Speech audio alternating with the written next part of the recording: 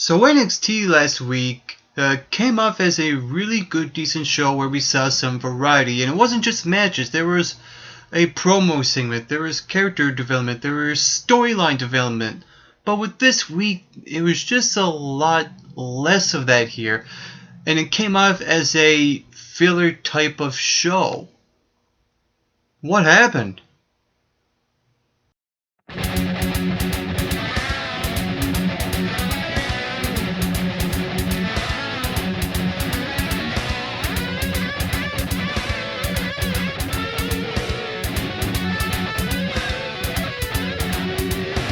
Even though this was not the greatest, most perfect, most entertaining episode to sit through on NXT, there were some redeeming qualities. Not much, but some. And one of those things is that finally that NXT is waking up and realizing we need to do more with what we have. And that includes the tag team division on NXT. And the show that kicked off the show was Enzo Amore and Colin Cassidy versus the Vaudevillains. And what I like here is that, hey, not only you have the Vaudevillains go over in this match, you also incorporate the Legionnaires here as well, or should I say the Legionnaires, and have them distract Colin Cassidy for the Vaudevillains to get the victory. And it's a win-win situation in my opinion, because here you have the Vaudevillains now established as NXT's new favorite team to get behind. You also develop and establish a feud between two teams that don't even have the NXT tag team titles. And that's a good thing, because the NXT tag team division needs something more. And finally, NXT's decided to wake up and we got more. Even though I thought it was lame that a distraction would cost Colin Cassidy a match. He's a big guy, and he gets distracted by two people coming out. I don't know. I think that was pretty lame in my opinion.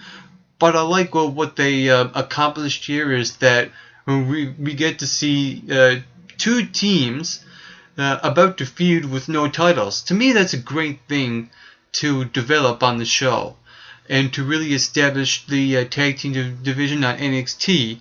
The only question I have is, where in the blue hell are the Ascension?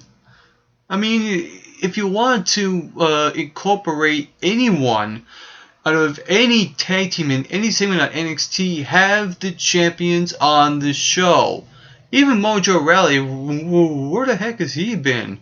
He's probably down there training on NXT, and I don't blame NXT for not having him on the show, because he needs to do a lot more. And I'm just going off topic.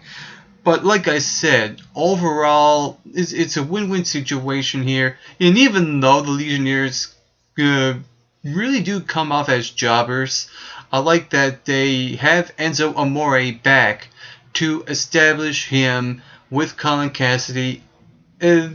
The only little nitpicky issue there is that I think those two guys need a tag team name, like the Vaudevillains and like the Legionnaires. That's what I hope for Colin Cassidy and Enzo Amore. They need a tag team name to establish them as a tag team. That's just my opinion.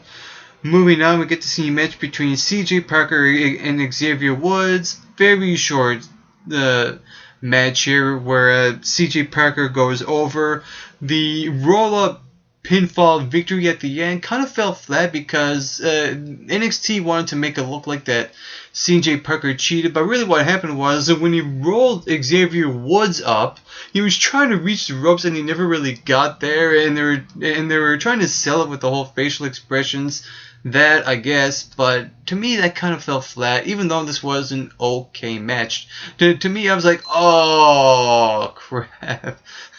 They had to end it like that. I mean, come on. Come on, NXT. You can do a lot better. And to me, this is a situation where they could have done a lot more instead of giving them this match probably a little bit too soon. They could have incorporated R-Truth here and have Xavier Woods in his corner where CJ Parker goes over R-Truth and have something happen, a face-off with Parker. and Xavier Woods to further develop the feud. Maybe more of that needs to happen on this show. And that's just my opinion, and that's what I think what was lacking of the show is some story development. To me, this match was a little rushed, and not just the match itself, but the story behind it to me was rushed. Same with the main event, which I'll get to later on. We also saw Alexa Bliss go one-on-one with Sasha Banks. For a second, I was worried that Alexa Bliss was about to go over in this match because the guys on commentary kept talking about that Alexa Bliss won 2 matches in a row against Alicia Fox and another match here and there. So I was like, are they setting up Alexa Bliss going over Sasha? Please don't do that, please. Because to me, Sasha Banks is someone that is involved in a storyline involving the BFFs who were not on the show. I mean, come on, NXT. If you want to incorporate Sasha Banks in this match, have the BFFs on here and do something with them instead of giving us a match with no consequence that happened at the end of it. All this was just cheap momentum for Sasha Banks. They could have done a lot more here, in my opinion. Same with the next match that I'm about to talk about, and that was Adam Rose versus Jason Jordan. And this match really came about because Jason Jordan's partner, Ty Dillinger, was missing, and he ran off with the Rosebuds. To me, that's the most terrible excuse to have a match take place. And as much as I like to see Adam Rose come down to NXT,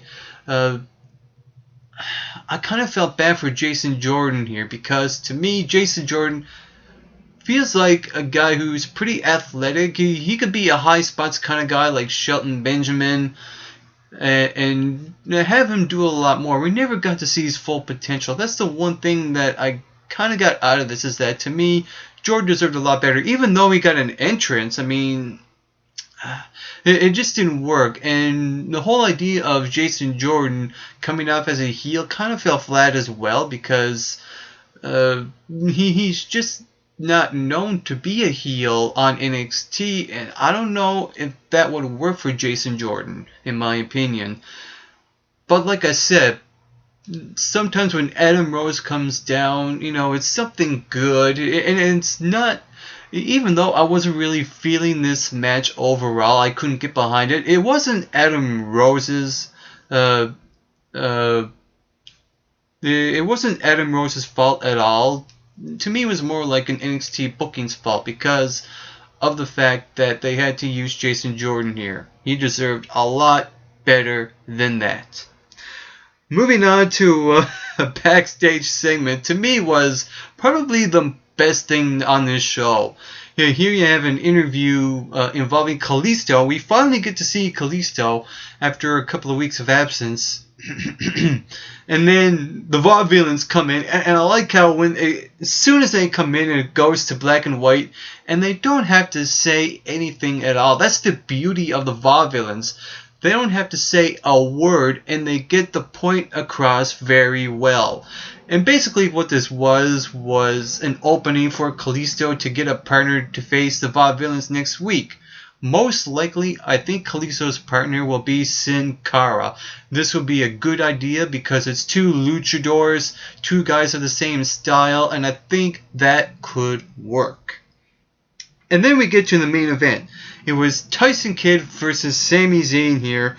And this was a solid match, I thought. To me, the more this match got going, the better it was becoming. Because to me, in the end, you have a little story going on. And then you get to the good stuff. And then you get the boom right at the end of it.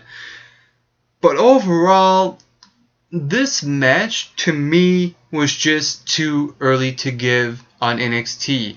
This is something that NXT should have built up even more instead of ending this abruptly, which to me came off that way, in my opinion.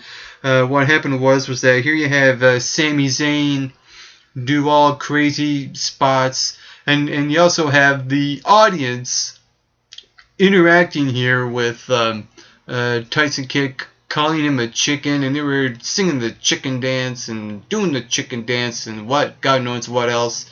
That was fun. I thought calling Tyson Kidd a chicken here was great. I like that the NXT fans were trying to get to Tyson Kidd's head here. There was some story going on here. There was some good wrestling going on here. Yeah, in that sense, you can call this a really good main event. But like I said, to me, NXT is giving this match way too soon. They could have done something a lot different here. They could have incorporated Justin Gabriel, give him a win after turning heel, and have him go over Sami Zayn, and have Tyson Kidd cause Sami Zayn the match. They could have done that. They even could have incorporated a Tyler Breeze here, who is the #1 contender for the NXT Championship, and have him go over Sami Zayn, and Tyson Kidd distracts him in some way, shape, or form. To me, so that being said, to me, they could have done a lot more than just giving us this match way too soon. Because Sami Zayn is a really good wrestler, and Tyson Kidd is coming off to me as a big deal heel now. They could have done some sort of storyline build-up leaning towards this type of match. That's just my opinion. So overall, this show was not the greatest NXT episode that I've seen. This just felt like a random filler type of show. I hope this is a calm before the storm, because next week, you know what, maybe could be a lot better than this. Who knows? We'll see what happens. And if you saw NXT last night, what did you think about it? Or should I say this week? Comment below, let me know. While you're at it, you can hit that subscribe button down below this video. You can also become an MRBer by following us at MRB Wrestling Reviews, and you can like us on Facebook at the Mick Rockin' Bolt Wrestling Review Show. Now, a final note to all you viewers watching, get plenty of rest, and always do your best.